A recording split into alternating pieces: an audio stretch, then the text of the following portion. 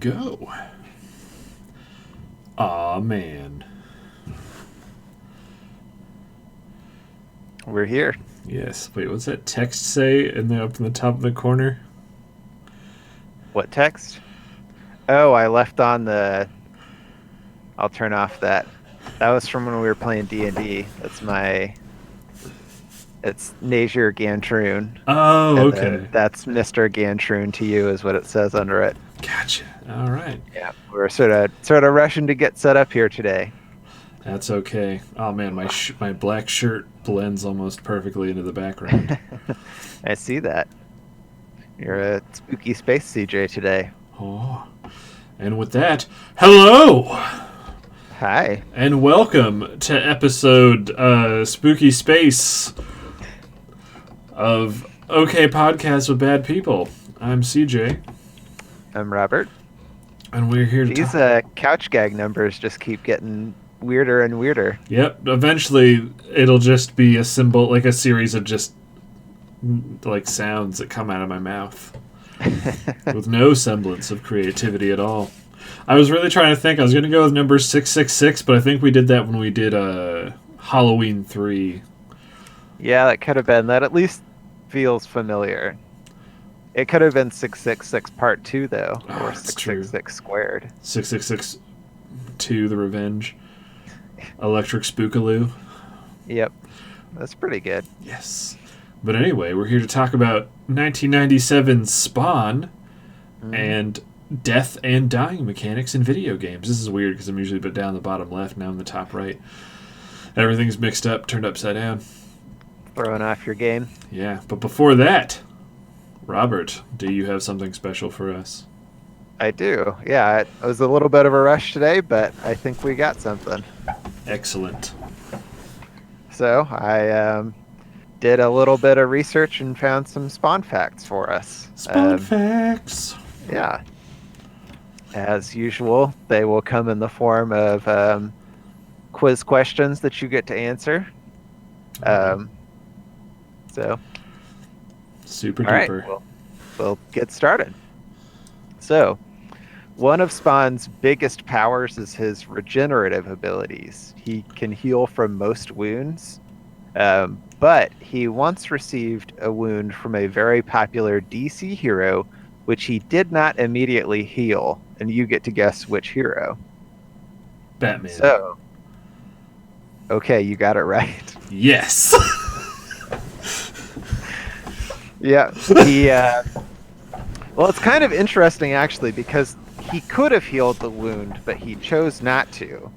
I guess he takes a batarang to the face, and he decides to tie it up with, like, a shoelace, and he does that in order to hide his regenerative abilities from Batman. So, this is a case of Spawn pulling the wool over old Batman's eyes for once. Oh, man. Yeah. Because of all the other times Spawn has pulled the wool over Batman's eyes. Hey, Dervik! Yep. Hey. Oh, man. Okay. So, question number 2. As you probably noticed, when he doesn't have his mask on, Spawn is pretty severely burnt. And as it turns out, there's kind of a weird reason extraneous to the comics for which they decided to make him a horrifically burned character. So, you get to guess which weird extraneous reason that was. Homage to Freddy Krueger. Good guess, but not that. Damn it. So was it A, Todd McFarlane's brother had suffered a horrible burn, and it was a tribute to him? B, that the initial unburned design for the character appeared too similar to the Green Lantern John Stewart, and so they just burned the shit out of him to make him look different? C, Todd McFarlane didn't want his readers to focus on Al Simmons' race, so he burnt him in order to obscure it?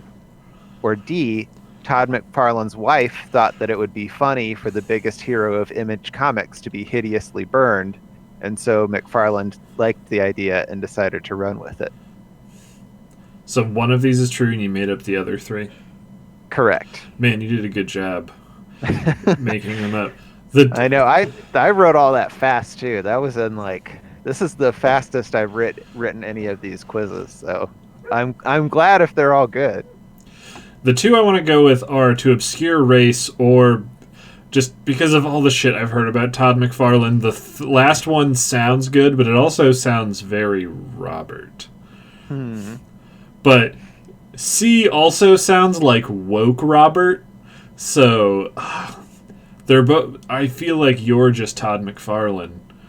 That could be the case. I want to believe. I haven't been sued nearly as many times as Todd McFarlane, though. But can you draw Captain America just as good? I can't. I can't even draw a Spawn as good. Like the background that I drew is like the third attempt that I took because I just gave up on trying to draw in that style and was like, I'm just gonna do kind of a cheapo scratchboard style.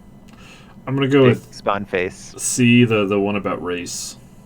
You got it right. Yes. Yeah. McFarlane was worried that the readers would be too racist to get past the fact that Spawn was black. And so he burned him in order to make it less obvious to racist readers. Take that, racists. Yeah. All right. So, in addition to dealing with Malbosia, who's the Satan of that world, Spawn has also had a number of run-ins. Oh, there is. Okay. I didn't realize they were two separate characters in that world. Yeah, Satan is like the super boss of hell. Malbosia is one of his underlings, along with Mammon. Okay. All right. So, anyways, in addition to having had run-ins with Satan, Spawn has also had some run-ins with God. I'm going to list 4 of these interactions. 3 of them are real, and as always, you get to guess the one that I made up. But last time I guessed the one... Oh, never mind. Sorry, I'm crazy. So, it's the one that I made up, A, that God once came to Spawn disguised as a dog in order to give him a powerful weapon. B, that God and Satan were once transformed into Al Simmons' children in order to teach them humility. C, that Spawn once accidentally kidnapped God, who was disguised as an old woman at the time. Or D, that Spawn once played a game of chess against God in order to save his daughter's soul. These all sound like comic book things. The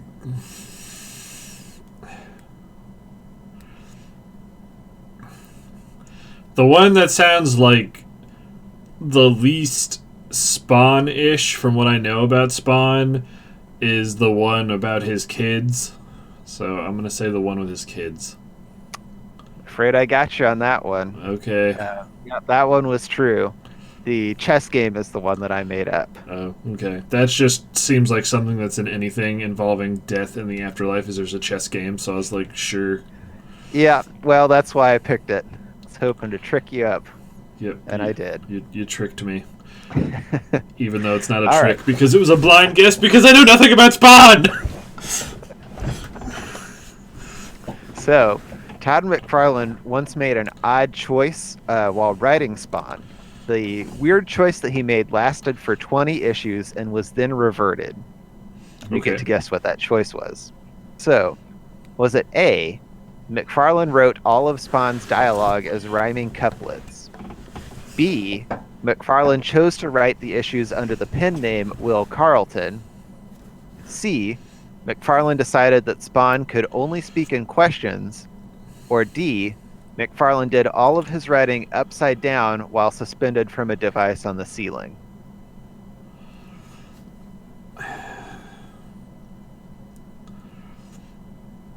I mean, I know there's another DC character. Well, I guess an actual DC character, because I don't think Spawn is DC. No, he's Image Comics. Yeah. Because I know there's already a comic book character that does everything in question, so I don't think it's that one. Is it The Question? No.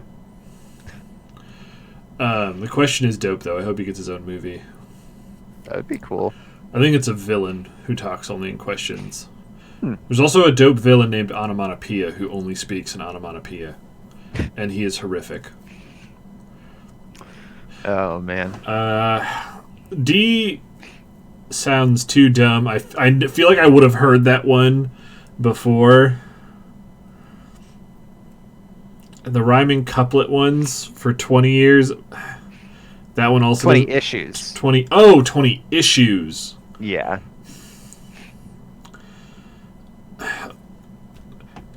If I'm wrong about this, I'm sure the name means something. I'm going to say he wrote it under the pen name William Carlton. Yep, that is correct. Yeah. Okay.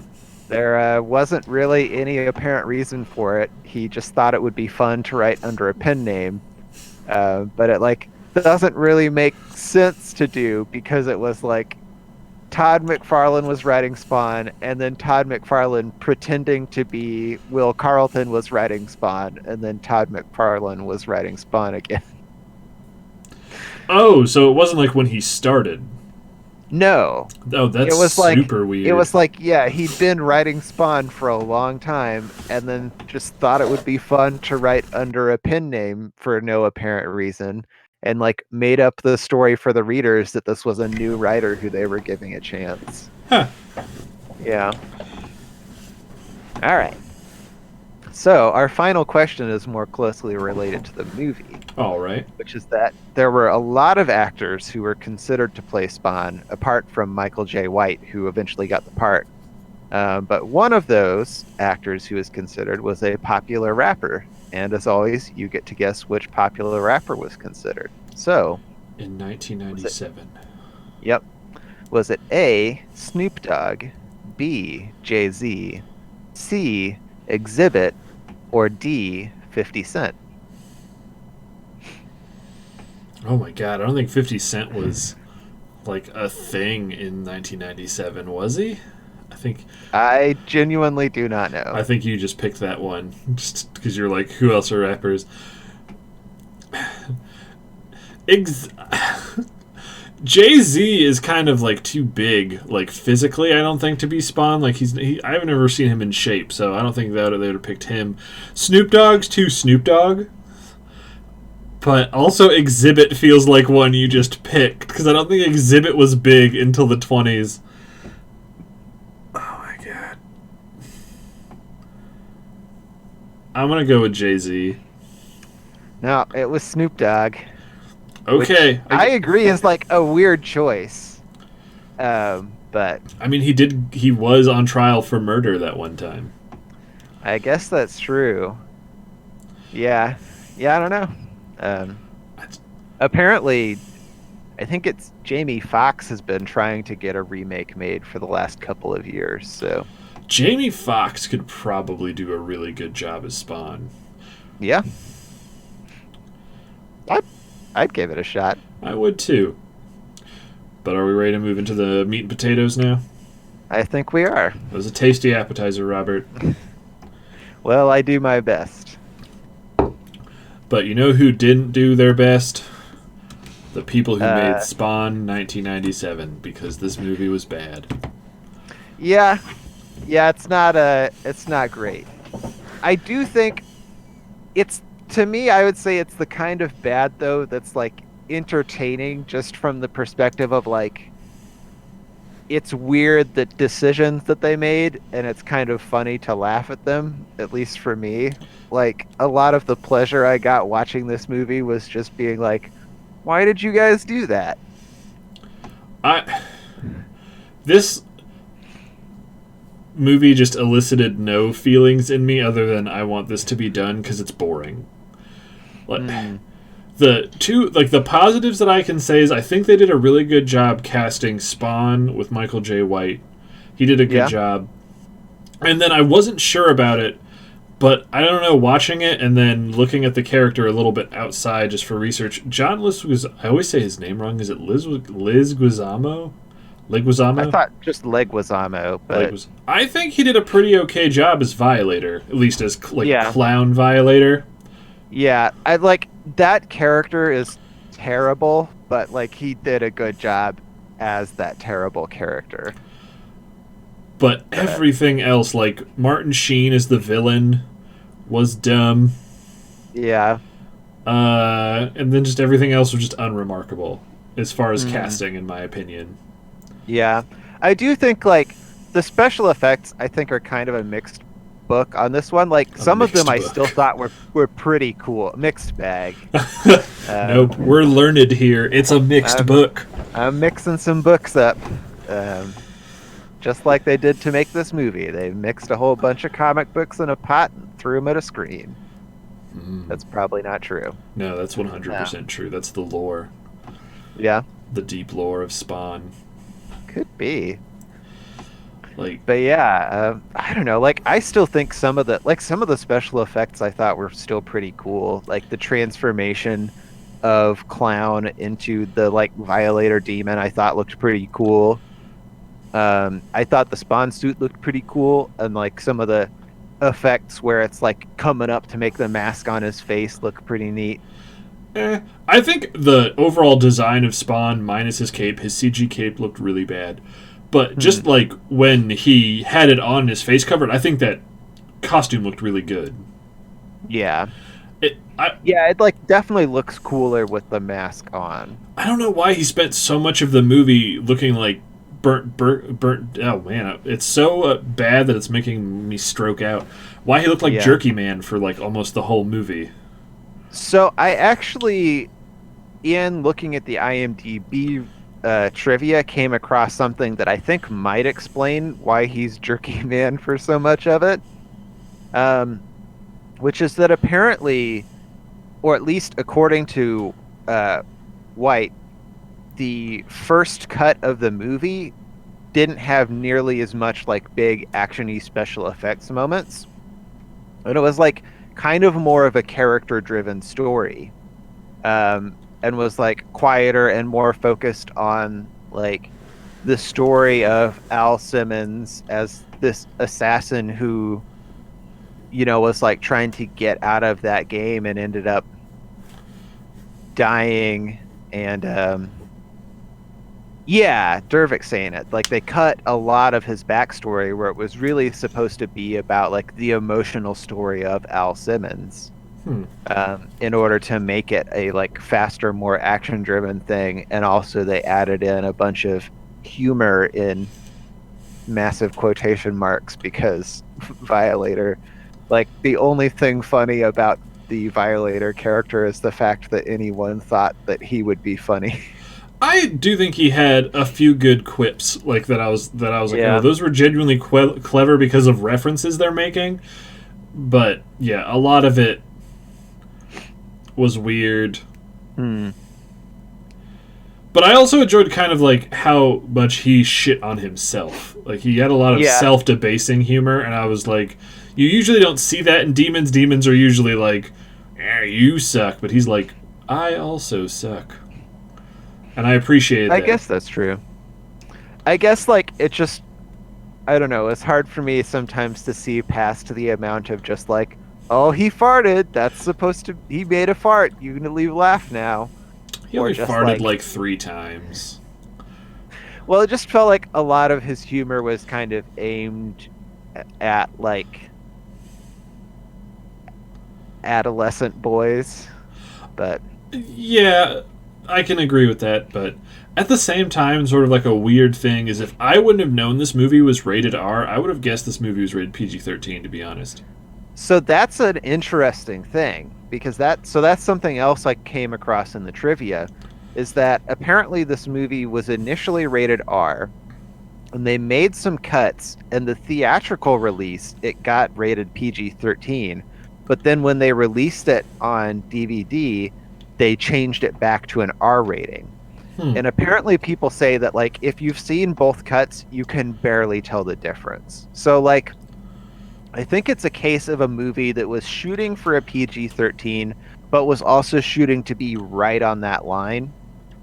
And so, like, they just overshot a little bit in terms of, like, how edgy they could be, you know? Like, it was weird, because especially with Spawn, and when he's talking to Violator, there's so many times where it looks like Simmons is going to swear, like he's like, you, and I'm like, oh, he's gonna drop an F-bomb, but he's like, you piece of garbage, vermin filth, I'm gonna nail you, and I'm just like, just say fuck, you're a demon. So something really odd that I came across, or that like happened while, so I watched this movie on Amazon, Mm. and I always watch movies with the subtitles on.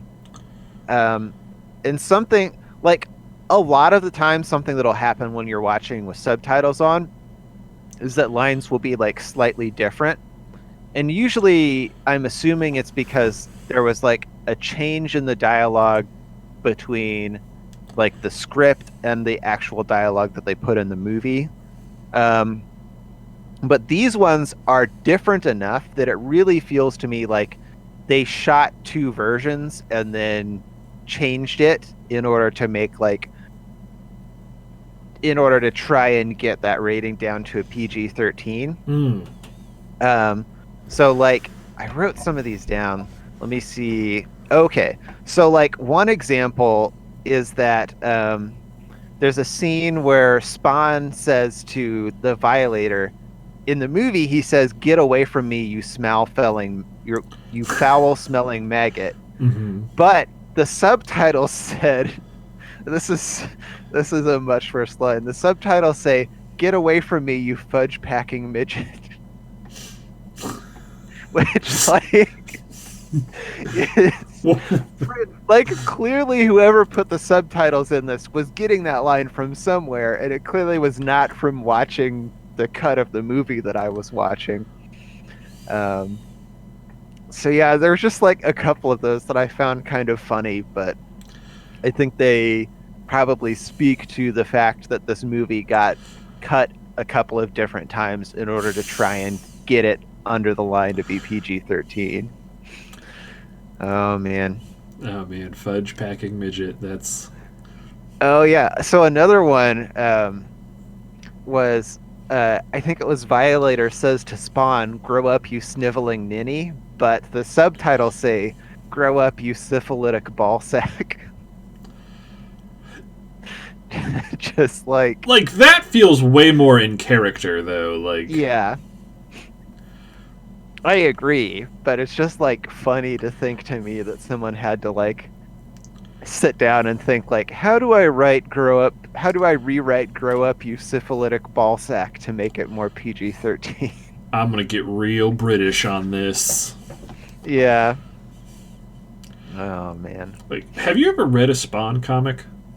I haven't actually. Like, what? I don't understand like what kind of character Spawn is. Like, from what I've heard of Spawn and seen like clips of stuff from like the cartoon or from pages, I thought he was like a pretty dark, violent murder dude. Yeah. But in this one, like, he comes across as just like weird beef jerky dad from hell.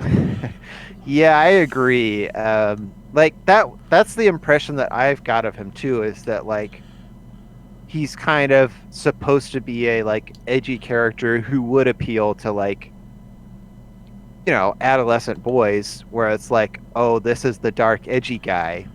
Like from my understanding of Image Comics, it's coming into being at that same time as like the Frank Miller version of Batman is really big, and like the other comic book publishers are trying to like get darker and grittier. And so like Image is saying, you know, like part of what Image was doing, in addition to giving all of the rights to their characters to the people who created those characters, is like trying to market themselves as the really dark and edgy guys. But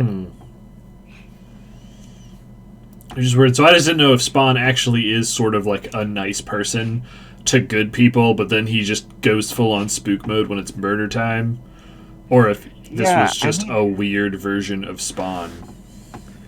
I don't know for sure. I kind of feel like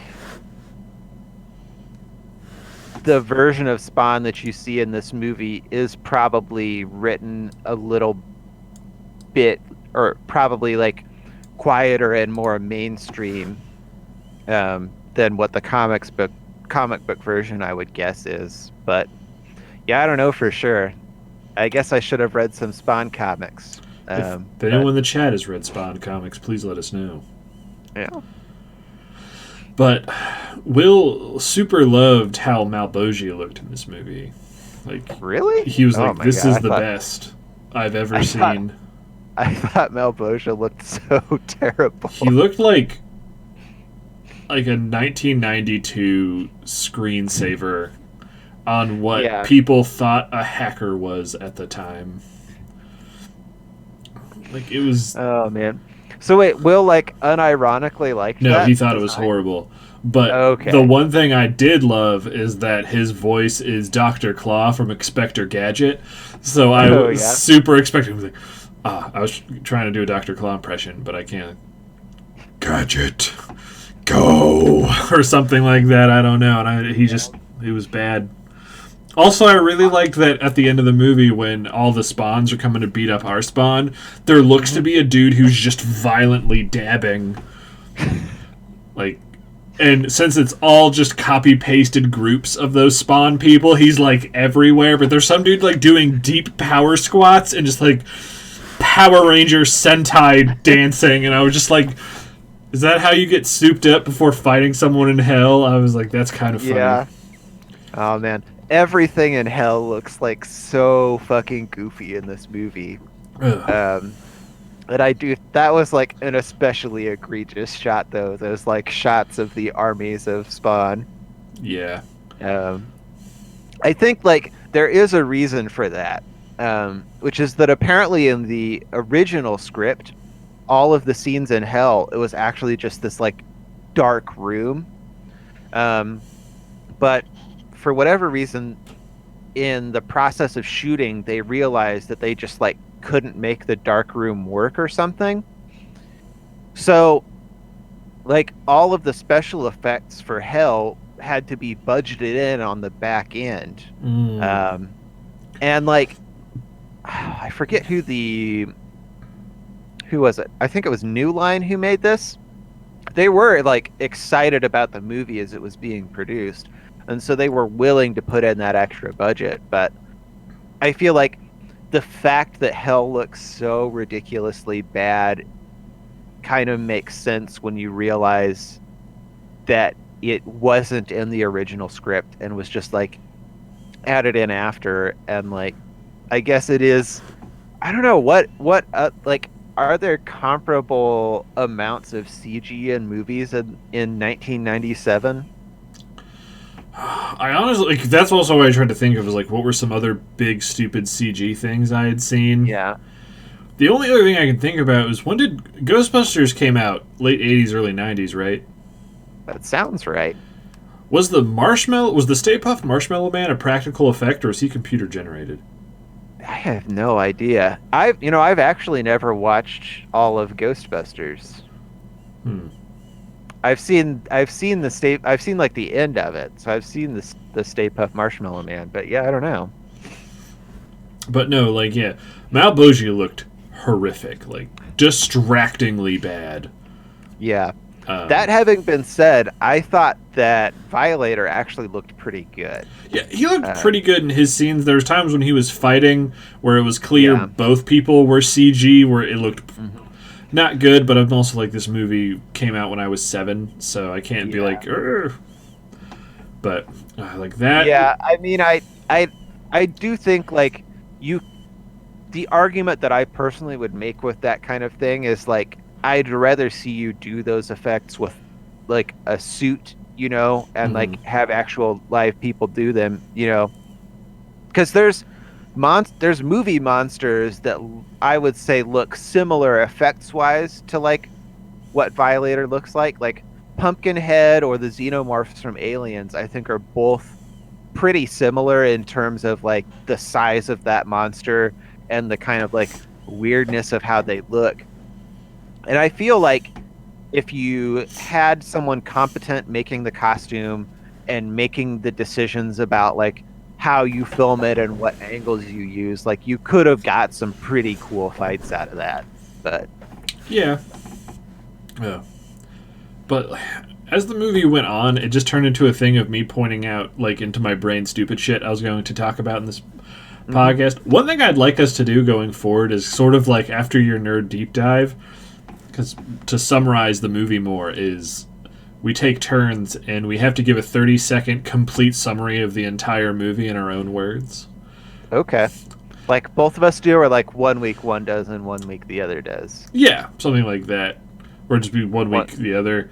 Okay. 'Cause I think that's a good idea. Because I was talking to Will and I just gave a super slapdash, like, and then the guy from Charlie Sheen's dad was like, I'm going to take over the planet. And it was just, but no.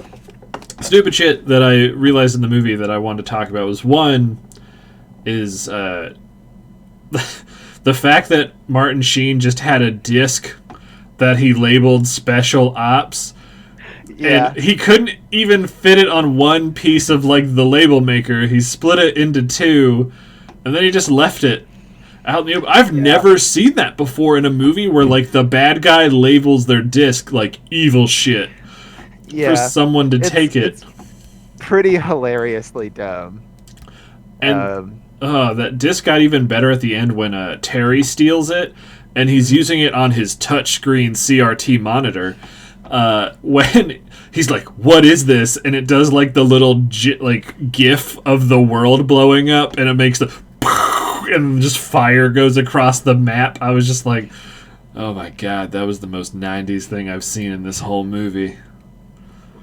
Yeah. Oh man. That's what I'm saying though, like, it's funny to me to watch that kind of thing. Like, I found this movie entertaining to watch because of just like genuinely boneheaded decisions like that. That just made me cringe. Like, I couldn't enjoy it. Like, I was just like, ugh. That, like, another one that was really dumb was this movie, for being rated R, has like no, you don't see anyone die in this movie. That was nuts to me. Yeah. Like, at the start when he goes after the people at the airport, he doesn't shoot any of the people, the people in the, what's that called? The flight control tower or whatever? Yeah. You don't see any of them get shot. It just goes to his gun and he sweeps, and then they're all dead. And then when he blows up I almost said the helicopter, the plane, it's through the vision of his digi goggles, and it's just a bunch of pixels that blow up. Yeah. But when he kills Priest, which the way they like showed Priest getting put into the ambulance, like when she was dead, made me think she was either going to, one, come back later, or like in the movie as a demon, or two, they were planning a sequel where she was going to come back as a villain. Yeah. So she actually was originally supposed to come back in the movie, where she would have been like cybernetically resurrected. But by the time they got to that point, they just couldn't afford it, so they wrote it out. Which, like, that feels really noticeable to me, because she's a character who gets kind of like built up in the start of the movie. Mm-hmm. It really does feel like she's supposed to be the mini boss before the big boss fight. But then she just like gets murdered halfway through it, kind of unceremoniously, and never shows up again. Yeah, but the way she died was super weird. Is like when she's sitting against the guardrail and Simmons, she's like, you don't have the guts, and Simmons like, haha, you're right. Which that doesn't fucking make any sense in context to me. He shoots both of his machine guns multiple times at her to like knock her through the banister, but then when they show her body being loaded up, the only noticeable bullet wound is the one right in the middle of her forehead. So Will jokingly said he fired all of the bullets perfectly into that one hole. That could be one of his spawn powers. And that's the last person who dies in that movie. Yeah. That fight made me laugh a lot in one moment too, because there's that moment where Priest goes to kick Spawn in the balls, oh my and his God. like belt shoots off and grabs her foot, but it just looked like a skull boner shooting out to grab. I did chuckle at that, of how bad it was. That was so dumb. Oh man, it cracked me up. Like, I really hope on whatever like Wikipedia where they like categorize all superheroes, just one of Spawn's like equipment powers is anti-nutshot belt. That says will intercept any foreign entity targeting his testicles. Yeah. Well, so like one of the things that I came across looking for Spawn trivia is that apparently his suit is really supposed to do like anything that he can imagine. Yeah. Like, so yeah, he he could, I guess, like at that point in the movie, he's not really understanding how to control the suit. It's just moving by itself. You know, that was another disappointing thing about this movie to me is that the like learn how to use your suit sequence is so rushed. Yes. Like he gets to that point in the movie where Cogliostro, how are you supposed to say that name? Everyone in the comics just calls him Cog. Okay. Where Cog is going to show him like how to use the power of his suit. And it's what, like a 2-minute long sequence Where it's just like, here's all the things. So just imagine it and it happens. And then he can just do it. And then he is Super Spawn. Did you roll your eyes at all when he was first trying his chains and he failed, and when the chains shot out, they had sad faces on them? I didn't even notice the sad faces. Yeah, when they come out and then they go limp, they come out like, and then they go, oh, and then they fall down. Like they're two sad nipple erections, and I was just like, oh my god. Oh man, that's pretty funny. I kind of like that touch, but yeah, like that was one of the few things I knew about Spawn is that his chains were like his signature weapon, but he like doesn't use them as weapons. Yeah, in this at all. I mean, I imagine it's probably just that like the effect of using the chains was an expensive effect to make, so they used them in like a couple of signature moments, but then kind of ran out of the budget to like actually use them when they really should have. Gotcha. They did some cool stuff with his cape, I think, in that scene when he was... the baffling scene where he was chasing Violator in, like, the weird dump truck thing, which made me really confused because they'd already established that he could fly. Mm-hmm. So why he chose to ride a motorcycle, other than that, it was super rad! So, I laughed in that scene because I was like, that motorcycle, he, like, makes it, and then it almost instantly gets destroyed. And I was like, I feel like the only reason that this motorcycle was on screen was so that they could make the toy of it. Oh my god, you're super right. I didn't even think about that. Because that, like, that's a thing. Like, Spawn is really known for the toys that are associated with that, the, like, Spawn line. Mm-hmm. Like, another of the things that I learned about Spawn doing some research was that when Todd McFarlane had started Image Comics and was like trying to get Mattel to make the toys, but Image and Mattel could never come to an agreement on like what that deal was going to be. And so he finally just decided to have them manufactured himself. And the kind of cool thing about that is the Spawn toys that he made ended up being like way more intricate and detailed than any other superhero toys had been up to that point, and it sort of forced DC and Marvel to up their games in terms of like also making cool superhero toys just so that they could keep up with Image, who was just, you know, blowing them out of the water. Oh man, that's kind of cool. Oh, you should have done Spawn toys for the Nerd Deep Dive. Been like, here's... That would have been cool. Yeah, if I'd had more time, I had an interview today, and I was planning to do it after the interview. But then when I left, the guy was like, "Hey, can you rewrite your resume and then send that to me again tonight?" And I was like, "Yeah, I can do that." But that left me with less time than usual for getting the. Did the interview go well? Together. Yeah, I think so. Awesome. But I'm trying to think of just what else. Just Martin Sheen, I just don't think is a very good villain. Yeah, I think he's he's like not interesting at all. He's like the most generic, like corporate bad guy. I did not add Watched Spawn to my resume, but I probably should have. They would have hired me on the spot. But yeah, like you're right. He is a really boring, uninteresting, kind of dumb villain. Because I just think he does better as like paternal figures. But yeah, like Wynn was just super boring. Where he's just like, I want to take over the world. But I don't know how deep we're going to get onto this. But can we talk about how stupid their plan was? Yeah, absolutely. Oh my god, that like I was almost getting interested about like what Malbogia's plan was. Like, was it Violator's plan? I guess actually. So I guess I assumed it was like Malbosia's plan that he was having Violator enact. Okay, But and like he put Violator in charge of making sure that the plan worked out. Maybe, but I mean, maybe it was Violator's plan. It's not like it's not clear on who thought it up. but like where he's like, okay, first we need Simmons because Simmons is a really good killer. That made sense. That Yeah. panned out. And then he's like, and they're like, and then we'll get Simmons to kill Wynn, the guy we're working for, to set up this big virus, so that when he kills Wynn, the weird, stupid heart battery monitor that he has will go off and blow up the world with viruses. Well, it's like it's a dead man's switch. Yeah, it's a dead man switch. Which will then, I'm assuming what their plan was they would use all the people who's died souls to booster their army. But Yeah, I don't know. I don't understand why they had to get Spawn to kill Wynn.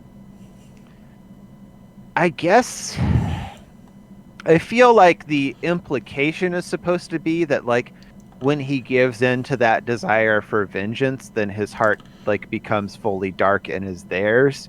But that's not well spelled out at all in the movie. Okay, like I guess And, like, that does it's make kind sense. of dumb, but Because I was just like, once they have the bombs in place, why don't they just kill Wynn right away?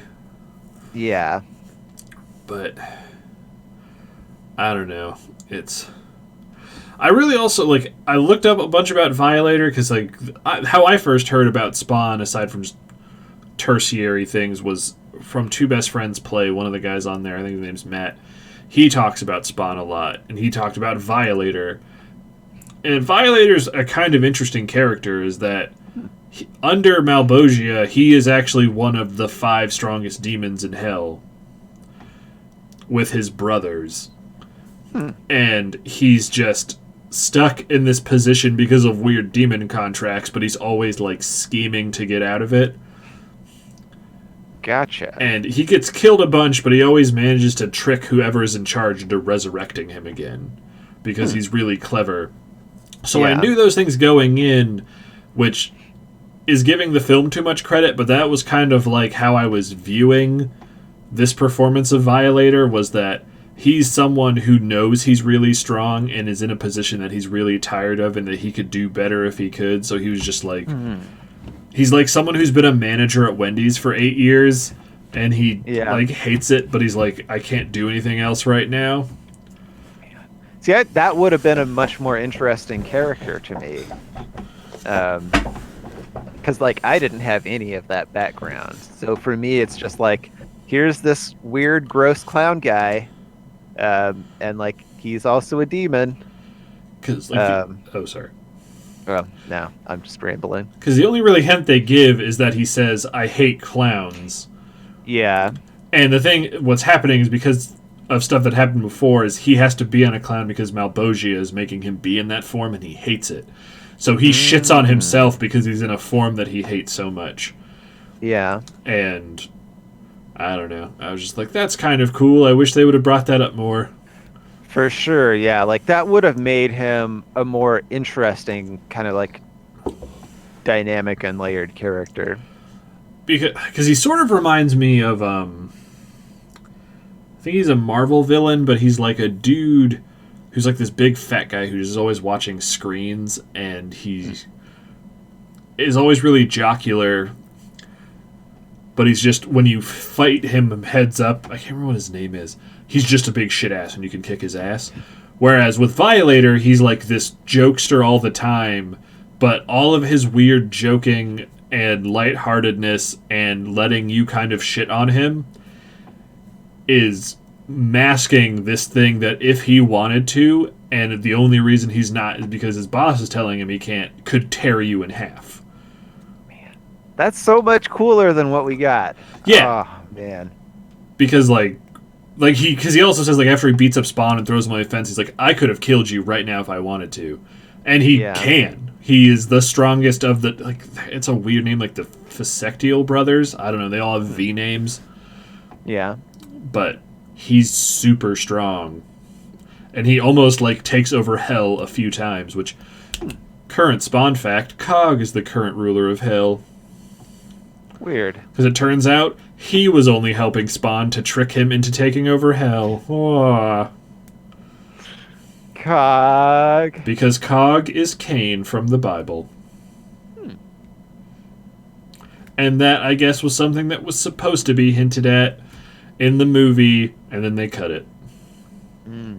Because there was supposed to be more than just one Spawn movie. Yeah. Yep. That there was. I gotta say, like, if they made another one, I'd be kind of interested to watch it. Oh, I definitely would, especially if it had good actors in it. Because there's a new Spawn animated series coming out, and it's pretty funny because Michael J. White is in it, but he's playing a villain. Huh. But yeah, that's because I was looking up his thing because I was like, I know this guy from something. Because the thing I remembered him from is he's from The Dark Knight. He plays Gamble, one of the crime bosses that gets punked out by the Joker. But then he's also Black Dynamite, and I didn't realize that either. Huh. He was also going to be in Kill Bill 2, but they cut the scene he was in. But yeah, and he's going to be in a Spawn like miniseries that's coming out this year. That's pretty neat.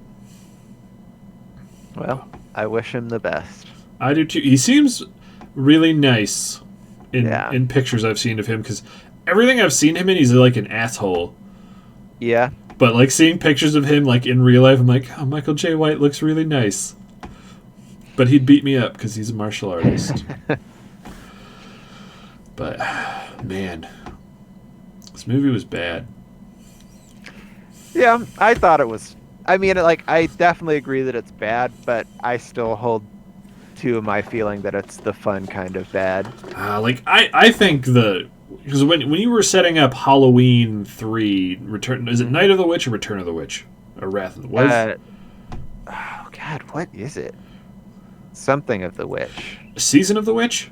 Season of the Witch, Like, that is what it is. That one has a lot of so bad it was good moments that made me chuckle. Like, this was like competently done in enough areas that it was just boring and kind of sad.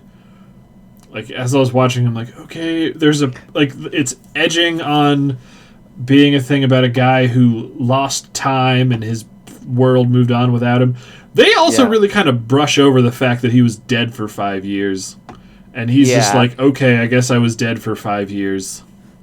Well, I think that's like some of that backstory that was probably in the original cut, but got cut out in order to make something that would appeal to more action-oriented audiences. But which sucks. Like, I think it'd be cool to see that original cut. Like, maybe it's a more interesting story. Maybe not. I don't know.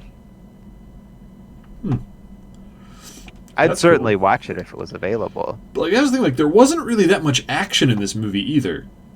As when I think of action movies, like the whole scene after he like attacks them at the dinner, there's way more of him running away, climbing up the side of a building than there are gunfights in that scene. Yeah, I mean that's still action though. But it was also like weird seeing our hero just kind of like bumblefuck on the side of the building, like, whoa, they're gonna shoot me. Also, how did none of those people shoot him when he is slowly climbing up the side of a building? Two of those dudes, I think, because they showed two different actors on the gun, were using like mounted LMGs and didn't hit him at all. Yeah.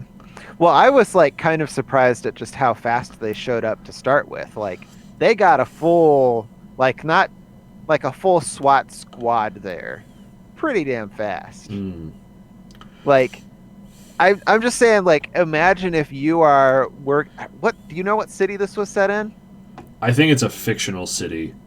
Okay. So you are working for the police station in fictional city, and someone says, hey, a giant guy in a, like, weird suit just jumped in and pointed at a guy, and then he like used his erection belt to stop a kick, and like he's just running around here killing people. Can you maybe get some police officers down here to deal with that? Like, if you're the guy who gets that call, are you sending like a couple of police officers over in order to like locate the crazy person who called you because they need mental help, or are you saying like everyone squat up and get down to whatever that building was? But see, here's where you catch yourself in your own trap, Robert, is because the movie canonically then carries on how fast justice systems aren't to interact, because at the end of the movie, when Terry sends the weird document that has the location of all of the bombs all over the world that have Heat 16 in it, that after the fight happens and the cops show up, he's like, all the bombs all over the world have been completely destroyed. That's true. They get on that shit fast. Yeah. And like if that was a thing that had actually happened in real life, there's no way that all of those bombs are getting destroyed. Like whatever country has those bombs, they're keeping that shit. Yeah, it was so dumb. Like, because I was like, how are they going to resolve this? And then there's like, nah, they're destroyed. Shut up. And I was like, oh, okay. But, the one thing I do remember is Al Simmons' character was born in Detroit, so maybe this was Detroit. Could be. But, that was bad. I'm trying to think, was there one other thing that really stuck out in my brain? I was getting a hint of it when you were talking about your thing just now, because, yeah, they would keep their bombs. I can't remember. There's so much happening in this that my brain can't keep track of it anymore. Yeah, that's true. You know, like, there's lots of things that are just, like, weird questions. Like, for example, so when they hire Violator to do Cyan's birthday party, like, obviously they don't know he's a demon, but, like, who would ever hire that clown? He has too many teeth.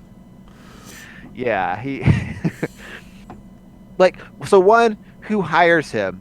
And two, like, they kick him out of the party when Al Simmons showed up as Jerky Man, because they're like, Jerky Man's here, and this is weird, and we're not into it. Which, like, is kind of shitty of them, that they're like, there's a disfigured man on our property? Get that shit out of here. But they're mad enough to kick him and the clown out. But the clown gives the, like, most hilariously disgusting doll to Cyan, and she's still carrying it around later in the movie. Like, as a parent, are you like, yeah, go ahead and keep that weird, creepy doll, honey? Well, did you notice his face is also on Wanda's air freshener? It is? Yeah. Oh, man, I didn't know. When she's backing out, so my brain was like, is the evil plot of this movie, like, merchandise with Violator's face on it is somehow connected to hell? Because it shows up a bunch. Huh.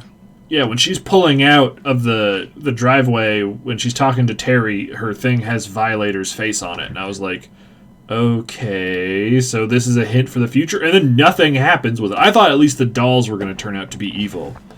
Yeah. But no, it's maybe Violator has some illusion powers. That makes sense. But, like, I don't know, it just feels like it's a thing that Violator's just like, fuck it, I don't give a shit here, I'll give a doll to a kid. Yeah. I mean, like, it makes sense from his perspective why he does it. I just don't understand why, from the parents' perspective, they're like, yeah, you can keep that and play with it. The only headcanon thing I can think of is that because Violator's working with Wynn, and Wynn is Terry's boss, is that Wynn, maybe, like, with planning with Violator, like, suggested the birthday clown to the birthday party and was like, hire this guy, he's good. Or maybe he's like, this guy will work for free for your kid's birthday party because he's a friend of mine. Yeah. But I'm also, once again, giving the movie too much credit. I mean, he's also, like, a funny clown. He did good stuff with the balloons. And he was nice to the kids. Like, I expected him to be, like, weird to the kids, but he's like, hey, kids, watch this. Hey, good job. Hey, you're funny. Like, he's being, like, nice to the kids. I was like, because I was listening to his dialogue while people were talking, and he's just interacting with the kids in a healthy, normal way. And I was like, I guess that's because Violator knows that. Because he's also, like, I guess he's pretty diplomatic in the things, too. Because he's all about manipulating and using violence as, like, a last-term thing. Because he wants people to underestimate him as a character. So that when they let their guards down, he springs into demon form and kills them. Yeah. But I don't know. Ugh. It's pretty Goof Troops. I just wish it was goofier. Like, it needed to be dumber, and then I would have liked it, but it was just okay enough to be boring. Well, either dumber or way less dumb. But I think dumber would have been the easier direction to move in. Mm-hmm. I don't know. I still had fun. But yeah, I'm kind of interested in the cartoon now, the HBO miniseries. Yeah, that could be pretty cool. But, yeah. So, did you have anything else you wanted to talk about with the movie? Let's see. I'd certainly have some nifty little trivia bits. Ooh. Yeah. Let's see if I had anything else specifically about the movie that I wanted to say. I don't think so. I do like that he gets the dog at the end. Like, he's just like, I'm taking your dog. So they have to, like, tell Cyan, like, what happened to the dog. They're like, did Spawn take the dog? She's like, honey, he saved our lives, so we have to give him the dog. I'm just like, oh, okay. Yeah. Oh, I know the thing I wanted to bring up was the horrible, stupid, like, X-ray vision eyes that Spawn suddenly had. Yeah. I thought what was happening was when they were like, there's a bomb in his heart. He was pulling it out of his body with his eyes. Because, like, it hovers up out of the body. It looks like he does that, yeah. But somehow he can move it and then manipulate it in 3 dimensions. And then I was just like, what the fuck? Spawn vision, man. Necroplasmic armor, man. We gotta get some of that. That's true. It's pretty powerful. Also, I want to know, like, why Spawn is the only one who gets a cape. You know, that reminded me of one other thing that I found really funny in this movie. Which is that, like, in the scene, it's, like, near the start, when Al Simmons gets betrayed, and then he gets, like, set on fire and, like, blasted into hell. Talking about her gun. Oh, never mind. No, when he, like, shows up and Malebolgia offers him the deal, like, I will let you see your wife again, and all you have to do is lead my armies. And he is immediately like, yeah, I'll do that. I don't know. That seemed funny to me, but... Yeah, that was weird. But also, Priest's gun at the start of the movie that just has a thing that shoots accelerant out of the underbarrel. Like, I've played a lot of shooters, and I've never seen anything close to... Because it's not even, like, a powerful spray. Like, it's the few drips that are going to go down your leg when you pull your pants up amount of accelerant that just kind of sputter out onto him. Yeah. That would be a pretty cool weapon in a game, though, if you had something that, like, shot accelerant and then you, like, shot again to ignite it. Yeah, like you get incendiary bullets or something. Yeah. But I don't know. It was dumb. Also, Al Simmons took being lit on fire like a champ. You didn't hear him scream at all. He just dies of being on fire real fast. Yeah. But anyway, trivia. All right. So, I have a lot of trivia about John Leguizamo because I think he went through a lot to make this movie. So, like, one thing is the pizza that he eats with the waxworms on it. Those were real waxworms, and he actually ate it. And he apparently vomited, like, immediately after the take wrapped. I can see that. Yeah. Yeah, I hope they paid him a lot. I know you would, like, the amount that you would have to pay me to get me to eat pizza with worms all over it would be way more than it should be worth it to anyone to get me to eat pizza with waxworms on it. I don't know. It wouldn't take that much money. for me. As long as I knew like I wasn't eating actually rotten food that would get me sick, but like no, these are just waxworms, eat them. I would do it for a moderate amount of money. All right. Yeah, I guess maybe if I thought about it, I could use. That would be. I don't know. Because I've definitely eaten like That seems prepared so bug dishes before, so I'm just like, hey, if they're giving me like $5,000 to eat this one slice of pizza, it's gonna be gross, but I'm gonna have $5,000 at the end of this. I guess that's true. That's more than what I made the entirety of last year. My life is a mess. Well, I'll look around and see if there's anyone who's offering $5,000 to eat waxworm pizza for you. Yeah, when you send your resume back in, could you put that as an attachment? Could I what? Could you, like, in the email when you send your resume back to that guy for your job interview, could you ask them? Oh, I did it already. Oh, damn it. Yeah, it's too late. I'm sorry.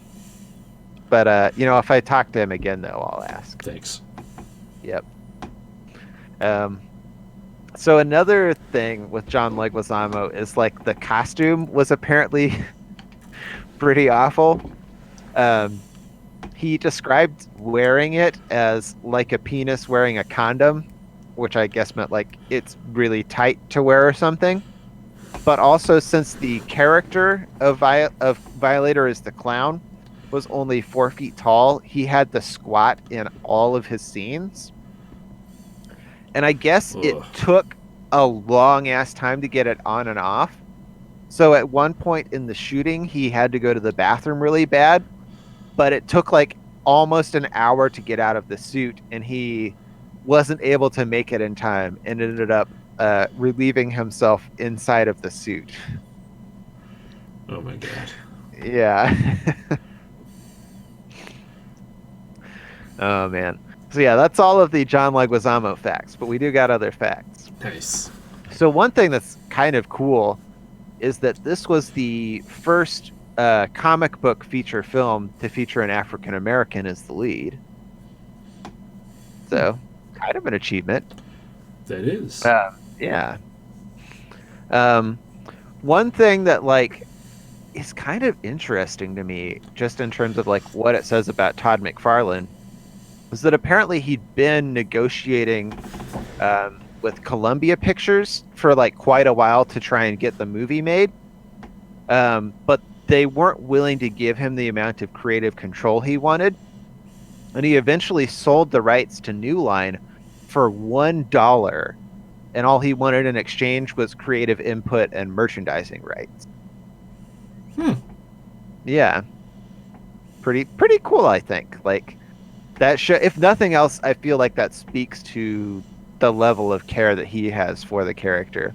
Even if he did not end up making something very good, like clearly some part of him cared enough to try. I tweeted at him today to see if he would show up. You what? I tweeted at him today. Oh yeah? See if we could trick him into being on the podcast. That would have been fun. Because like, his whole Twitter thing, like all of the images are him and Spawn. So I was just like, all right. Maybe he'll show up for a podcast with a couple people. That'd be neat. Oh man, that would have been neat. Oh well, we've got 6 people in here. He could be one of them. Could be Dervik. Hanging out. That's true. Dervik was Todd McFarlane all along. He's not denying it yet. Oh man. So I think the last piece of trivia that I have that we didn't talk about during the movie is that Dervik's making toys of us right now. That's dope. I'm into that. I'm really afraid. Now that's gonna be cool. I mean, I'd definitely buy one, but I'd be afraid of what I'd look like. So last piece of trivia, I probably should have front-loaded this because I don't think it's the best one, but it's that the reason that Malebolgia's mouth doesn't move when he speaks is because the filmmakers wanted to imply that he was speaking through hell. I don't completely know what that means, but it's a thing. I think the real reason he doesn't talk is because that's expensive. Yeah. Animation is hard. Yeah. That could be as well.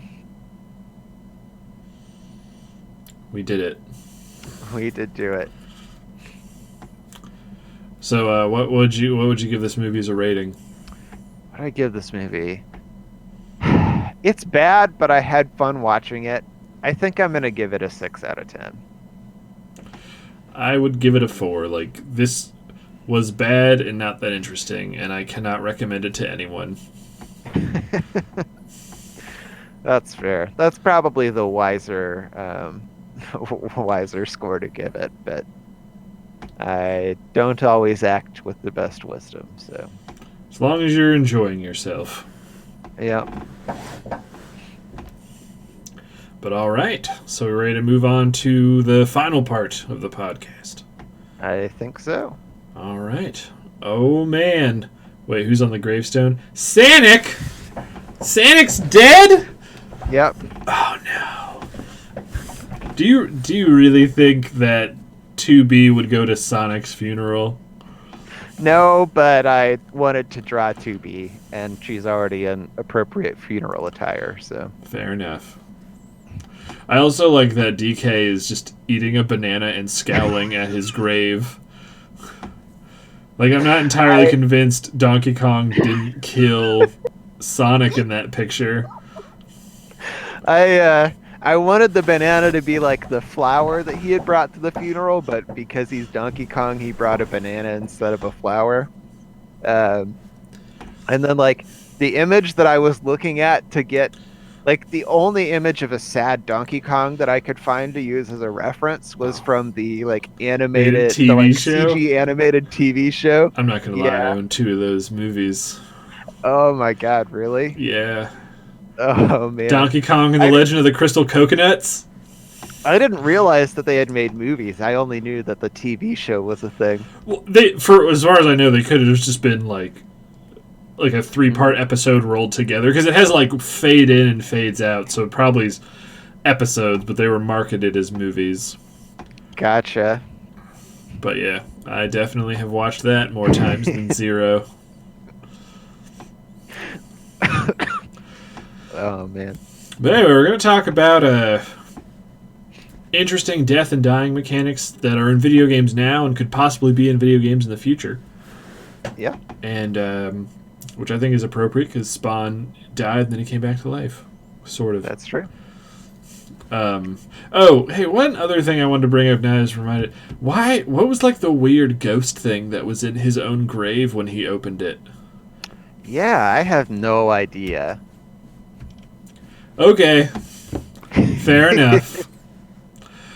But yeah, but speaking of video game stuff, I really think the most interesting death mechanic that's probably come out of video games, probably in the last 2 decades, is from Software games.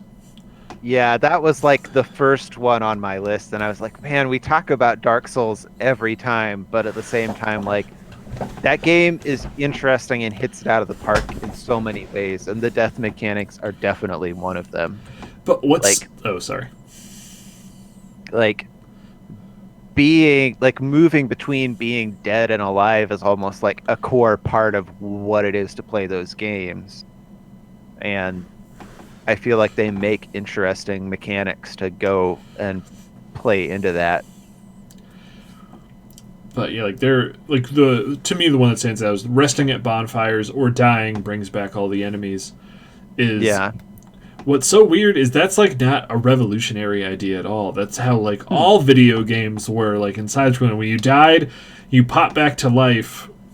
At the start of the stage, everyone was alive.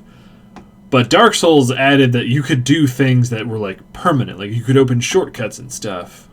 Yeah. And stuff like that, where if you died, all the dudes came back, but you had made progress, so it wasn't like you wasted all of your time. Yeah. Well, it makes the world feel more like real and sort of like there's a sense of time there, whereas like when you're playing a normal video game and you die, it kind of feels like more like, oh, the game just went back in time to whatever checkpoint you saved at, Mm-hmm. and time is starting over again from there. Whereas, like, in those From Software games, when you die, it doesn't feel that way. Like, Which, and yeah, like there's dying in a Dark Souls game doesn't feel like it's breaking flow as much as like dying in Assassin's Creed, where it pops up and it's like hit A to go back to the last checkpoint or hit B to open up your save menu. yeah, It's just like, oh, I did the thing that just happens all the time in Dark Souls. I died. But indeed. I'm trying to think of some other ones. Fable 2 had an interesting one that never really panned out, is because I don't think they implemented it as hard, is that every time you died in that game, you got a scar somewhere on your body. Hmm. So hypothetically, I guess if you were horrible at that game, by the end you just look like Pinhead. Yeah. Yeah, it's like that feels to me like one of those ideas that sounds really cool when you say it at like E3, when you're like, every time you die, you come back and there's like a scar to remember that time that you died. But then, like, in practice, if that's what's happening and the player isn't good enough, then like by the end of the game, they're just a horrific beef jerky man. Mm-hmm. There's a really recent example of that where it ended up being mostly a lie. What I was saying is from Hellblade: Senua's Sacrifice. Hmm. Is that they said that every time you died, this weird corruption that was in the game would spread over your body, and eventually, if you died enough times, it would delete your save file. I actually think that it ends up not being true, because that's a stupid thing to do in your game. Yeah, that feels like another thing to me that you say at E3 because it sounds cool, but then like when you do it in practice, it's really annoying and shitty, and like people who are actually playing your game are going to not like that. Like, if I was playing a game and it was hard, but I wanted to keep pushing forward, and then I died enough times that it just deleted my save, I would just be like, no, fuck it, I'm done. Like, I'm done with that game at that point. I'm not giving it another shot, you know? That's understandable. But one question I wanted to ask you about, so this isn't so much actually dying, like being dead, but going into that process, is what are your feelings on games that, like, while you're playing them, as your character's health goes down, like, they handle differently? Hmm. Um, I feel like it's a thing that could be done in a way where it works well, but I think 9 out of 10 times it's something that would irritate me. Like, I can't think of any games that I've played where that's actually been a thing. I mean, you played Resident Evil Um, 4. oh, was that? Like, once you get low enough life and he's holding his side, he moves slower. Gotcha. Yeah, I think I always kept my health up high enough that, like, unless something just chunked me down into oblivion immediately, um, my health was always high, so I wouldn't have even noticed that. Oh, yeah, Outward. Someone told me about that. I put that on my wish list not too long ago. But, yeah. Because, I don't know. I do have I had a couple of mechanics I'd been thinking about for games that I want to bring up later, but I'd rather spend this start talking about stuff that actually already is in games. Mm-hmm. That's really interesting. Thank you for pointing this out, During. Remind me, another one is, I doubt you've played it, but I don't know, have you heard of the game Zombie U? I have, yeah. Okay, have you heard how they handle death in that game? So wasn't it like every time you died, you would come back as a new character, and then like you could run into the zombie of your old character, and they had all your gear or something like that? Yep. I think that's Yeah. pretty neat. That's a kind of cool idea. Yeah, I agree. I remember, like, I thought about picking that game up back when I was playing the Wii U a lot, but It's on PC now. But I think that was really cool. For I think roguelikes, really, for them to keep being interesting, they need to really develop better ideas of what to do when you die, because in roguelikes, it's about dying a lot. Yeah. Is- You know, a game that kind of like hybridized the roguelike with the.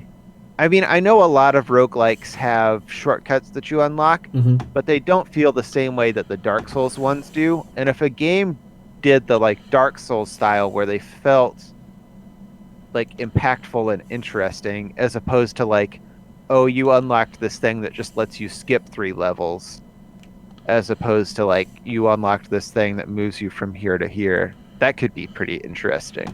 Yeah, like, I know you really. I also like this game, Enter the Gungeon, but I think Enter the Gungeon has, like, one of the worst shortcut systems Hmm. in the game, where, like, they're a bitch to unlock, and then once you get them, they're not really useful.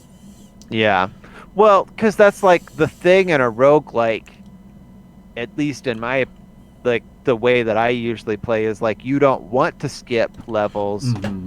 because you really want to have the best items you can by the time that you get to the last level. So like if you're skipping all of the levels, maybe you make it to the final boss, but you have shitty gear. So like what does that matter, you know? But I know I bring this game up all the time, is, like, Rogue Legacy, I think, did a really good job with, like, when you would die, aside from, like, getting to cash in all the money you made and, like, make permanent upgrades, is it would then randomly generate a set of children, which you would then pick as your playable character, and they'd all have different classes, buffs, and possible debuffs. So it didn't necessarily always feel like, oh, when I die, like, when I die and Enter the Gungeon, it's always a bummer. Like, it's like, ugh, I have to start over Yeah. again. But, like, when I would die in Rogue Legacy, like, there was a chance when I was playing them, like, man, that was a dumb class. I was playing as a barbarian that couldn't double jump and broke everything he ran into. But then, like, maybe now when I die, I'll come back as a wizard who has infinite mana and can throw birds. Yeah, that does sound pretty neat. I feel like I don't think I've ever played a roguelike where your class wasn't something that you got to pick at the start. And that's like a pretty interesting idea that the class that you have to pick from at the start of a round are also kind of randomly generated. Yeah, I really like, recommend Rogue yeah. Legacy. I wish it was That does sound multiplayer, pretty cool. and then we could play it on the stream, but I'm trying to think if there were any other really big standout death stuff before I move on to other things. I think there were a couple that I wrote down. Awesome. So I had Dark Souls on there. Mhm. One that I think is interesting because of how minimally it treats death is Hotline Miami. That's a Where, good like, one, yeah. Yeah, like, because that's a game where death means so little that, like, you can die and, like, the level resets, but you just immediately are back in the action, which is pretty cool, I think. Yeah, that... Like, you don't even feel like you've died. You just feel like, oh, okay, I gotta go again. Like, it's... man, that's... I should probably play that on the stream. That game packaged and did what it was trying to do so well, it's kind of annoying. Because, like, I haven't seen something like that again in so long. Yeah. But, yeah, like, because it was just this weird techno-disco murder fuel acid trip, and it just feels like, restart, go, and you just get this feverish loop of death and rebirth until eventually you just crack through and then you've done it. And you're just left breathing really hard and looking around at just, like, the inches of viscera coming up to your shins that you're standing in. Coming Yeah, down. that's a pretty cool game. Sequel was disappointing, but it was still pretty good. It went bigger without going better. Yeah. Yeah, I never finished the sequel. I think I played a fair amount of it, but then I just lost interest. But Yeah, I'd be up for them making a third one if they, like, learned from what they did wrong in 2 and were like, all right, we got to knuckle down again. yeah. It's definitely like the way though that it treated death and just the way that there was constant action is something that I'd like to see someone take another swing at. Mm-hmm. I mean, they sort of do that with Super Hot, where it's just like you die and then you can hit space so fast that you just reset immediately. Hmm. But that one, since there's a lot of time where you're just literally stopping time, you feel the weird ebb and flow rather than just this constant go, go, go, go, go, kill, kill, kill, kill, kill. Yeah. That Hotline Miami kind of forces you into. I'm trying to think if there's any other games like Hotline Miami. Oh, yeah. I'll ponder on that while you go into your next example. So I had one other, and I think it was a thing from Left 4 Dead, but I could be remembering wrong. It was some game though where it was like the multiplayer mode was what do they call it? Asynchronous multiplayer, where like one team's the humans and one team's the monsters.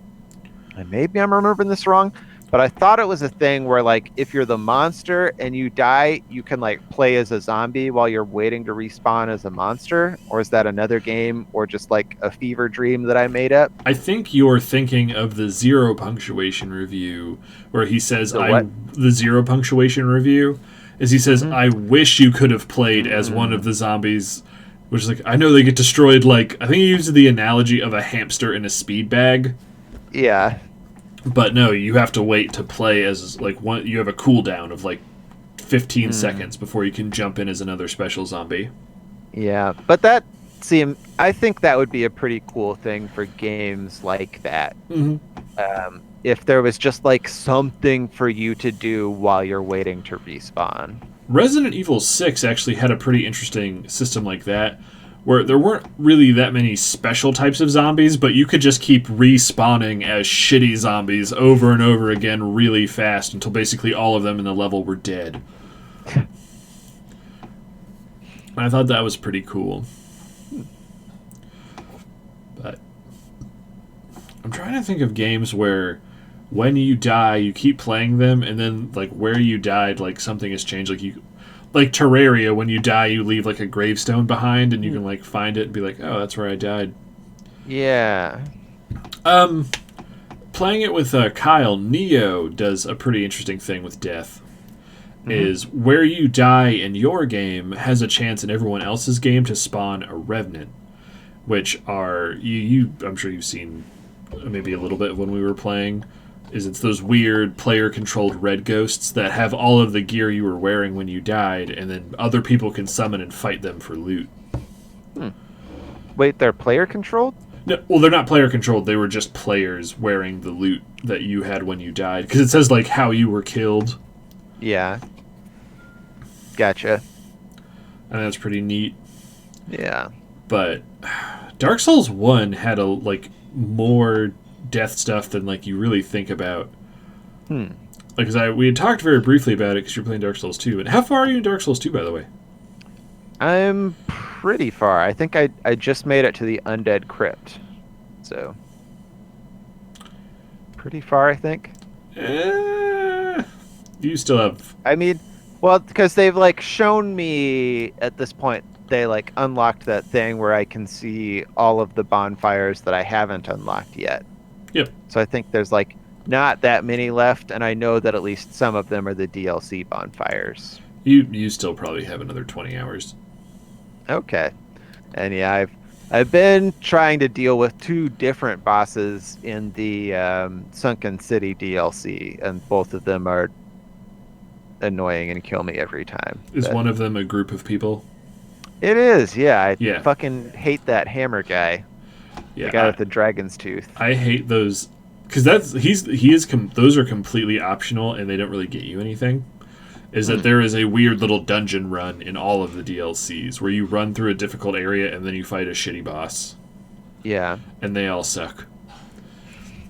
But the thing I was going to ask is, have you experienced that? I don't know if this is really a death mechanic, but it kind of is because it kind of flips what Dark Souls 1 did. Is have you started noticing enemies not respawning? Yeah.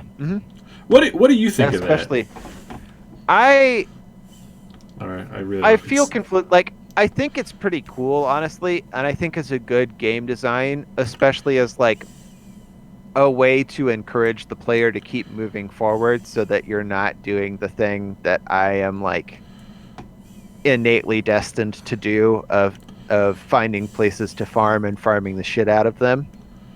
And I I assume you can use the bonfire aesthetic, and that like resets all of the enemies in the area. They're more powerful, right? You can do that. The easier way to do that is just join the Covenant of Champions, and then everything respawns all the time forever. But they will be slightly strong. Yeah, don't use bonfire aesthetics. That puts that puts it into a new. They become new game plus strong. Gotcha. So yeah, big old beef boys. Yeah. Oh, that's interesting. Like, could you lose levels from that? I'm excited for the new Baldur's Gate. Since we've been playing D&D, I've like, oh man, that's a universe I could get into. Yeah. Mind flayers are assholes. Huh. But yeah, I mean, like, I do think it's cool though that enemies don't respawn, even if it's kind of frustrating in some areas, just because like sometimes there's a specific item that you want to farm for. You know, like the first place where I noticed the enemies had stopped respawning was in, it's like something, Huntsman's Forest or something. Huntsman's Copse. Yeah, because I was farming those moths that drop the poison moss. Because I was going to a lot of poison areas and getting fucking constantly poisoned, and so I needed a lot of poison moss. But then like enemies started disappearing, and I was like, that's weird. And then like kept going, and like moths started disappearing, and I'm like, that's not good. You know, and like right now one of the things that I've been doing is going to the I can't remember the name of this place either, the green slime place where you go to fight the Harvest big Valley? body guy.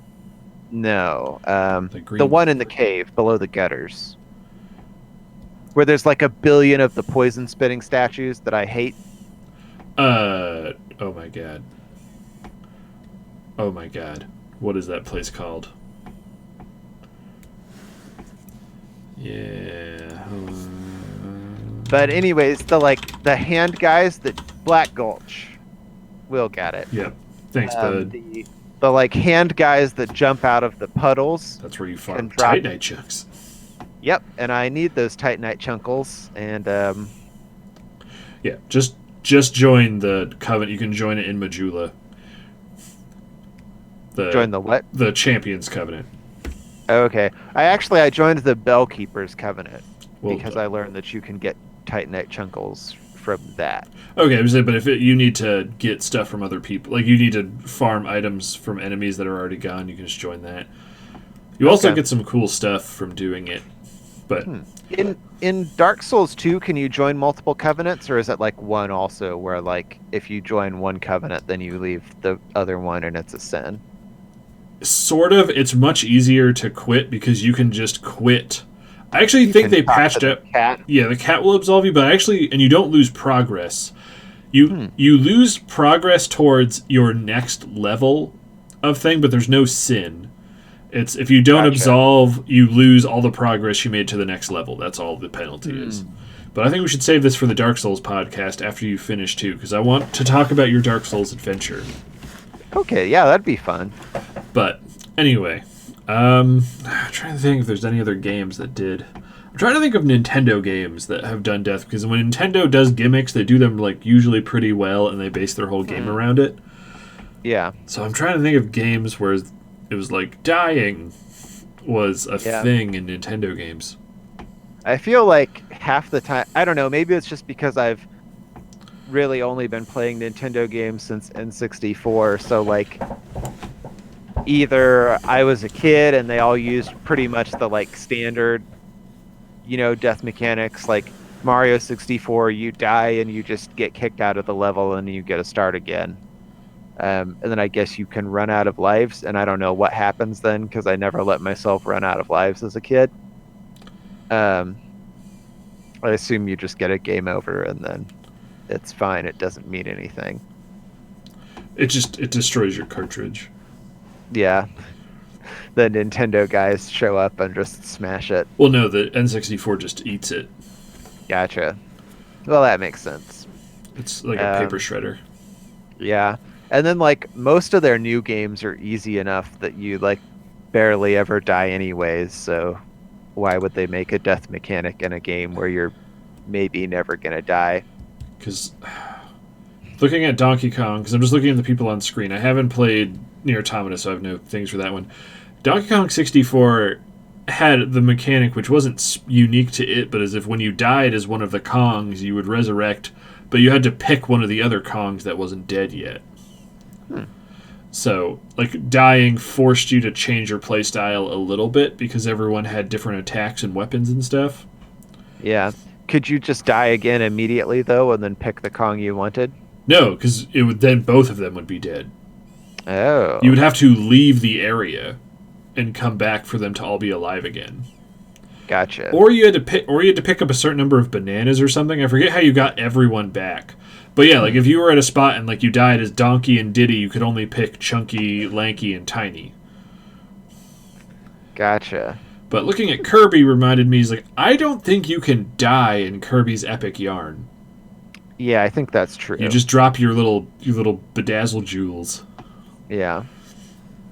But well, if we don't have any other ones, can I throw some ideas at you? Yeah, and I brought a couple ideas that I made up as well, so. Awesome. The first one I have is like an actual death mechanic, which Okay. stealing from... It'd be like, I guess, if I could make a Souls game, what would it be? And kind of got the idea from Bloodborne, where Bloodborne was, I would say, probably less punishing on dying, because like if you died to enemies, they would pick up your blood echoes a lot of times, and then you could just keep dying infinitely until you killed that guy and got all your souls back, so there was less of like a ticking clock on it. Yeah. But the idea would be is you have some sort of what my, I guess, suggestion would be is like whatever your equivalent of like souls would be in this game is that when you die, as you're dying, you'd have like a couple seconds to spend those souls to place a debuff on the enemy that killed you. And then when you respawn, like you could either like you could bet all of your souls, give that enemy like like maybe like double strength, and if you kill that guy, you get 1.5 times your souls back. Or if you're having a lot of trouble, say with like a mini boss, you could spend half your souls to then make him have only half defense for your next life. Yeah. So it was a way of like getting revenge. It'd be like, yeah, like some sort of vengeance mechanic. I feel like it's a cool idea, but you'd have to be careful with how you implement it, or else it could be really easily abused. Like, you could just intentionally go and die to someone super easy, just as like a way to use them to get your souls doubled. Because the thing I would think is, like, it wouldn't necessarily always be like 50% of your souls. Like, to have access to the super like debuff, you'd have to have like 10,000 souls to like even get to it. But yeah, there'd have to be some sort of mechanic in place where it's you can't do it unless they're like a mini boss or something. Yeah. But yeah, I don't know, something that would make, for people who are like not maybe that good at the game or learning, where it's, oh, I can make this easier, but then for people who are like, I feel pretty good at this game, I fucked up, okay, let's see if I can spin this around and actually get a little benefit from it. So it doesn't just make dying feel like a complete waste of time. Yeah. But what was one of yours? So, one of the ones that I had is from a game that I worked on making for a while. And I don't know if it's so much a death mechanic as a twist. And it didn't even have to do with dying so much as just like what the failure state in that game was. Because the game was supposed to be a gambling game in a world that I wanted to have kind of a similar feel to like Kakegurui. And so my idea was that at the start of the game, this demon would give you like a special eye. And what she'd tell you was that like if you lost all of your money or something, you could use that eye, and like that was the saving mechanic in the game, was that you'd save through the eye and then you could go back to whatever save. And then it would be revealed to you later in the game that every time you reload a save, whatever version of you reloaded from, that version like kept on going, and it just like duplicated your soul. So like every time you failed and decided fuck it, I'll just reload, you were still leaving a version of yourself fucked in that universe, and it would be revealed to you that you had like created this horrific suffering of duplicated versions of yourself. But I guess it's less of a mechanic and more of a weird plot twist, but Yep.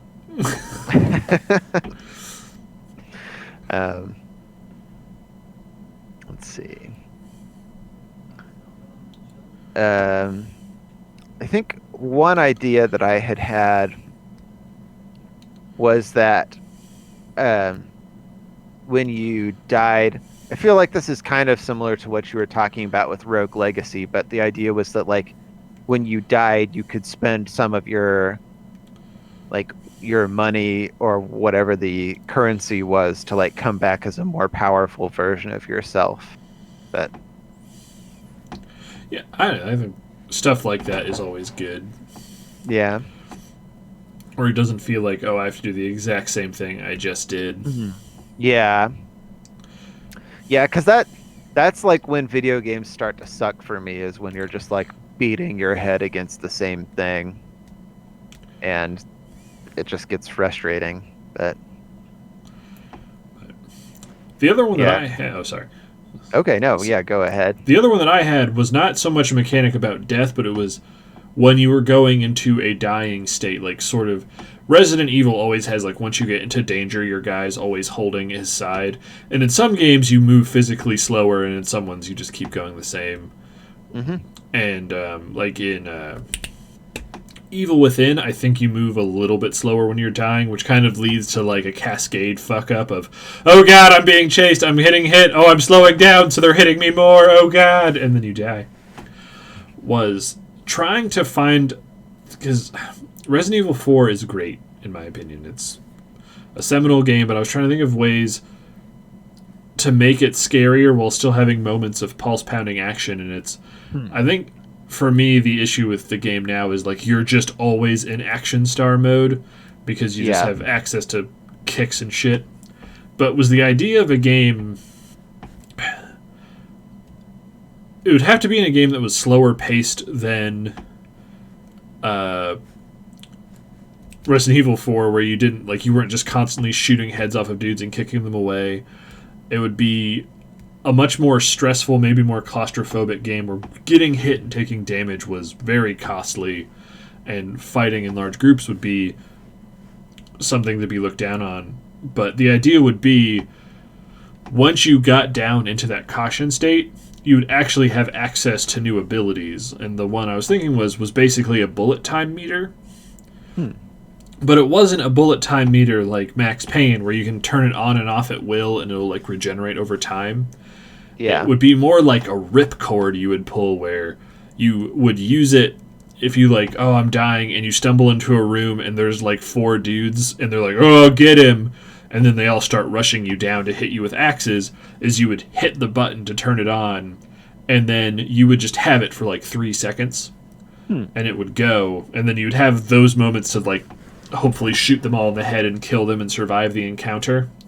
Yeah. And then for, like, a few seconds afterwards, once the effect wore off, your guy would be kind of winded and would kind of, like, walk a little bit slower, because it was basically the idea of simulating that rush of adrenaline people say they feel when they're in, like, a life and death situation. Yeah. So that way it would be discouraging, because you wouldn't just want to be like, oh, there's one guy, I'm going to use my pill to shoot this one dude in the head. It would be this thing that you want to keep in your back pocket until the last possible moment that you need it. And I was like, I can't think of any game that's sort of done that. Because even... Yeah. Oh, sorry. No, I think that's a pretty cool idea. Because when we were playing Evil Within 2, which I love, like, Will was playing and he bought you can just buy a bullet time ability, and once he bought it, like, the game challenge was gone, because you could just turn it on and off at will. So I wouldn't want it to be like that, where it's, oh, there's a couple dudes, let me slow down time, shoot all their heads, turn it off, regain all my stamina, and keep walking. This would be like the, oh god, oh, I lived, oh, okay, oh god. Oh. So you would kind of, with your player character, feel that sort of rush and then come down afterwards. Oh, but the other thing would be is like when you're in the dying mode, your character would be moving slower and would be harder to like turn tighter and stuff. So like you wouldn't be rushing into fights anyway. But yeah,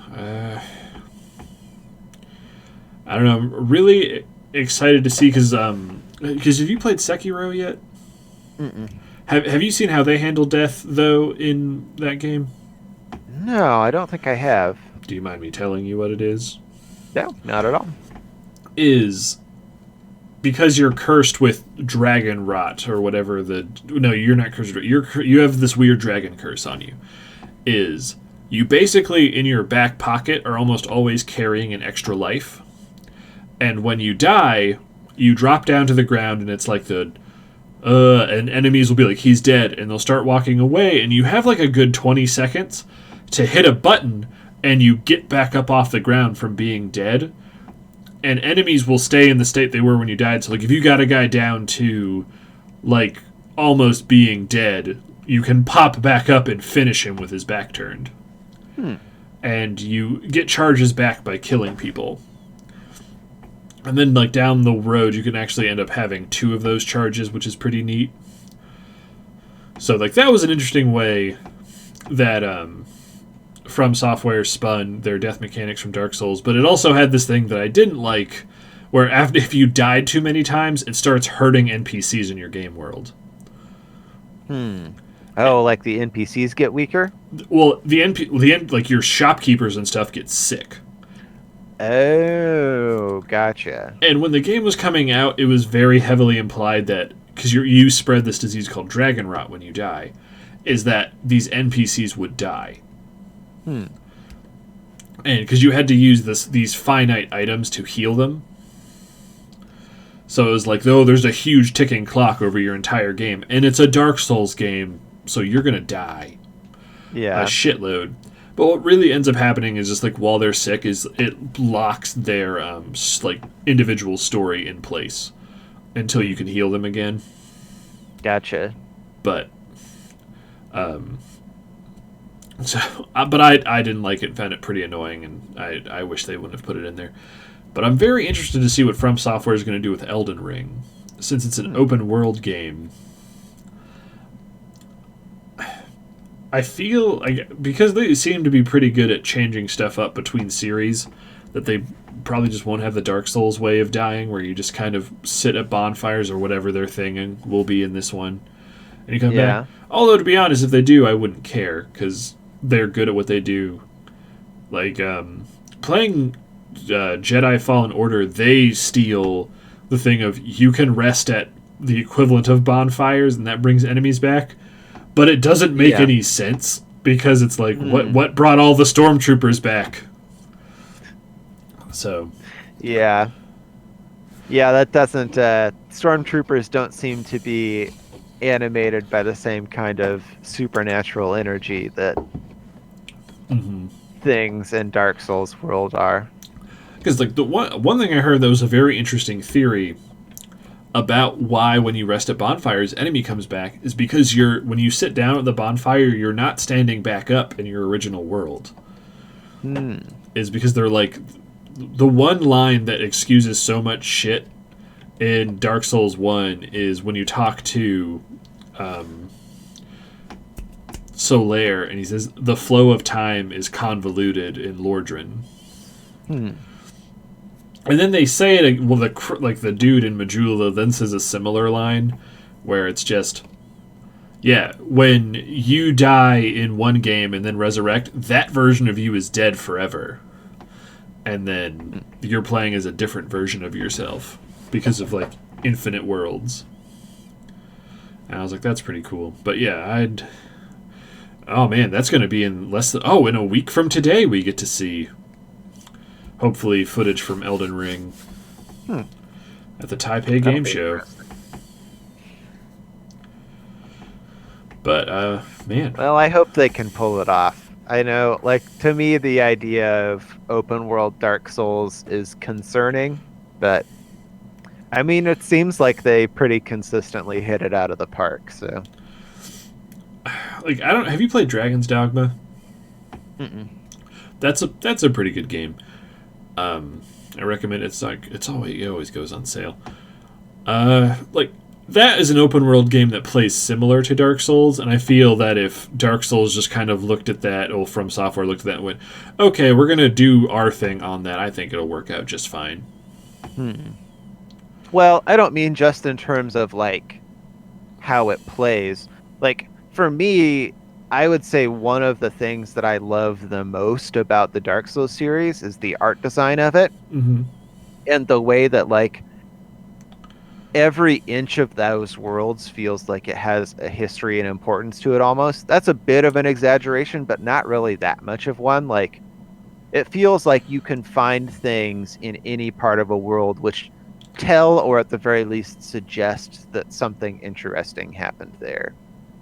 And like when you scale up to the level of an open world, I just find myself concerned that like it's going to be really hard to bring that level of polish to a place that's that much bigger. And like if the open world felt as kind of like empty in a lot of places as many open world games do, like that would just be really disappointing to me and kind of spoil some of the magic. But I think it's definitely going to lose things in some areas, but then very potentially gain things in other ones. I think the thing that they will gain the most from if they keep doing it is Dark Souls and From Software games in general do such a good job with vistas. yeah, Where you stand somewhere and then there are always a few areas where you can look off in the distance and be like, oh, I'll probably get to go over there. and then you do. But with an open world game, it will hopefully be like that, but everywhere where you're like, oh shit, I can go over there. But Hopefully. we'll see. But did you have any other things you want to talk about in relation to this? I think I cleared all my stuff. I think my last one is a little bit of a joke one, but I feel Okay. like maybe you could make some kind of art game where it would work, which is that there would be a game, and when you died in the game, then you had to play as the family members of your player character and like plan a funeral for them. And then, yeah, I don't know where the game goes from there, but I mean, that's basically The Sims. I guess that's true. Did you have to plan funerals though? I thought like your sim just died and the Grim Reaper showed up, and then the other sims were like, "Wawa, the mac and cheese." I think you could have funeral services, but yeah, it wasn't like a mandatory thing like, now you must grieve. It was... I've seen people do that sort of stuff. All right, But, yeah. I'm just saying. I watched a lot of Sims die, and none of them got a funeral. But What was the last Sims game you played? I think 2 was the last one I played a lot of. Because I know 4 has a bunch of weird shit in it. I didn't even realize there was a Sims 4. Sims 4 came out like 5 years ago. Wow. You're out of the Well, Sims there you loop, buddy. That's true, and you know what? You're I okay don't with really it? care. I'm okay with that. All right, well, I think with that, we're probably good to stop. So do we want to start planning for next time? Yeah. What movie you got on tap, my dude? Let's see. Well, I would still watch Drive. Do you just want to watch Drive? We could do you keep bringing that up, so... So I mean, I can stop bringing it up too if it's a movie you're completely uninterested in watching. I'm not Like, I could uninterested just in go watching watch it I myself. watched it and thought it was, like, pretty alright. It's not Okay. my type of movie. Yeah. But if you're like, I really want to watch it, I don't want to deny you watching it. No, I mean, I don't mind. The One only- other one I was. Oh, Oh, sorry. I was like, the only one I want to shut down for sure, basically, is watching Silent Hill, the movie. I have no interest in watching Okay. that movie. So one other one I was thinking of maybe is the Coen Brothers movie, A Serious Man. I'd like to watch. I've never heard of that one. Yeah, it sounded interesting to me when they talked about it on Coen Brothers. I mean, all of their movies sound interesting to me when they talk about them on Coen Brothers. Have we already watched a Coen Brothers movie aside? Well, yeah, we watched the Netflix one, right? Yeah, we watched the Netflix one, but yeah, I think that is the only one that we've watched for the podcast. Okay, that sounds pretty interesting. You got any other ones? I mean, the idea occurred to me when you mentioned that you had the Donkey Kong movie that could be fun to do, but we just did a pretty bad movie. I don't know how many weeks in a row we want to do bad movies. Oh, I don't have even a way to watch that Donkey Kong movie anymore. That was on. I thought you said that you had it. Like, I own it in the sense my parents have it at their house, and it's on VHS. So Gotcha. Okay, well, scratch that then. Yeah, okay, yeah. let me just see if I can find somewhere to watch A Serious Man.